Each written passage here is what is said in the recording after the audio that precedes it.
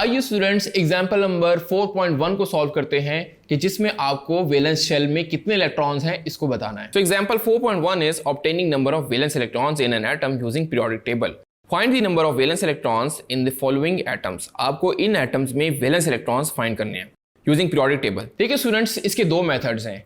Periodic table में एक element जिस ग्रुप में आता है अगर आप वो पता लगा लें तो उसके वैलेंस शेल में उतने ही इलेक्ट्रॉन्स होंगे। दूसरा मेथड ये कि आप एटम की इलेक्ट्रॉन्स की इलेक्ट्रॉनिक कॉन्फ़िगरेशन करें तो आपको पता चल जाएगा कि वैलेंस शेल में कितने इलेक्ट्रॉन्स होंगे। तो आइए हम दोनों मेथड्स को बारी बारी देखते हैं। अगर मैं कार्बन की बात करूं, पार्ट 1A इज कार्बन, तो कार्बन क्योंकि ग्रुप नंबर 4A में आता है, ग्रुप 4A, तो हम डायरेक्टली कह सकते हैं कि इसके वैलेंस शेल में 4 इलेक्ट्रॉन होंगे। इसको एक और तरीके से भी देखा जा सकता है कि कार्बन का एटॉमिक नंबर है 6, इसकी कॉन्फ़िगरेशन करें 1s2 2s2 2p2।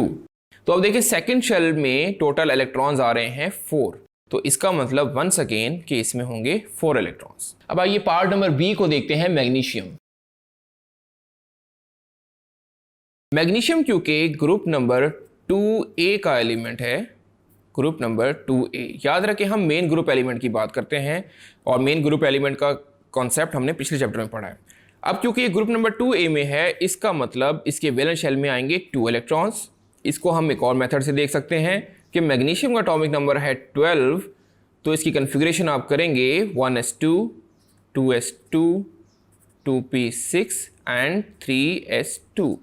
तो फाइनल शेल आपका होगा 3rd और उसमें आ रहे हैं आपके 2 इलेक्ट्रॉन्स। इसका मतलब आपके टोटल इलेक्ट्रॉन्स होंगे 2। So students, example number 4 is very simple, यानी हम वैलेंस शेल में कितने इलेक्ट्रॉन हैं ये दो मेथड से इजीली फाइंड कर सकते हैं।